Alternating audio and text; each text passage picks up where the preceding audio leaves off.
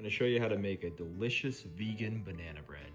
Now this recipe can also be gluten-free if you choose to use a gluten-free flour. However, you can also use a wheat-based one as well. So let's get started. Once you have all the bananas peeled and added to a large mixing bowl, begin mashing them. I prefer to do this by hand in order to leave small bits of banana. You also can use a blender, but I wouldn't recommend it. Bananas should be very easy to mash. And if you're using bananas that aren't quite ripe enough, you can put them in the microwave for 20 to 30 seconds, and this should soften them up enough to mash them very easily.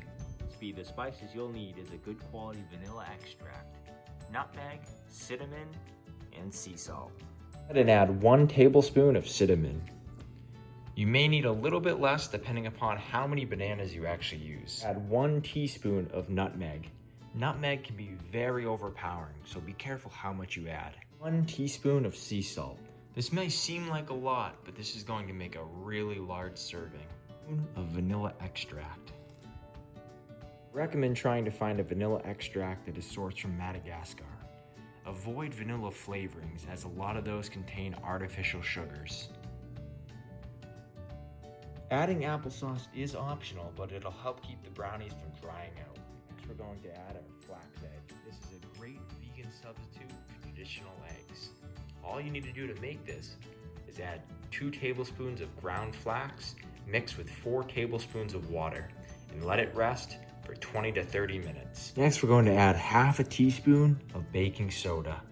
Next, we're adding 1 teaspoon of apple cider vinegar. Unlike baking powder, baking soda requires something acidic in order to activate it.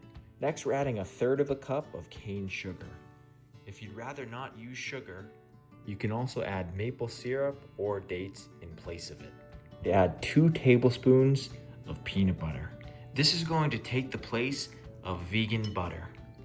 You can also use coconut oil or any other type of nut butter you'd like. Next, I'm going to add a handful of sliced almonds. This is optional, but it adds great texture to the banana bread. You could also use walnuts or any other type of nut. I'm going to add 3½ cups of wheat flour. You can also add gluten-free flour or any other type you'd like. The amount may vary depending upon how many bananas you've actually used, so add accordingly. Once you've mixed all the flour into the wet mix, you want it to still be slightly runny, however not too dry.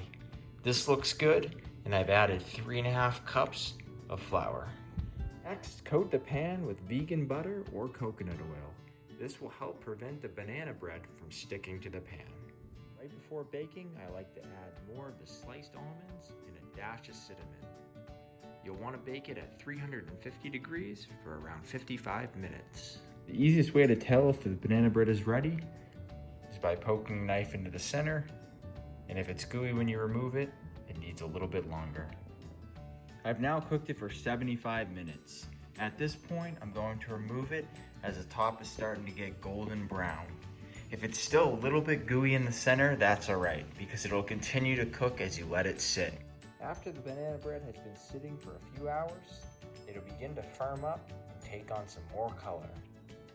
I hope you enjoyed the recipe, guys, and until the next one, thanks for watching.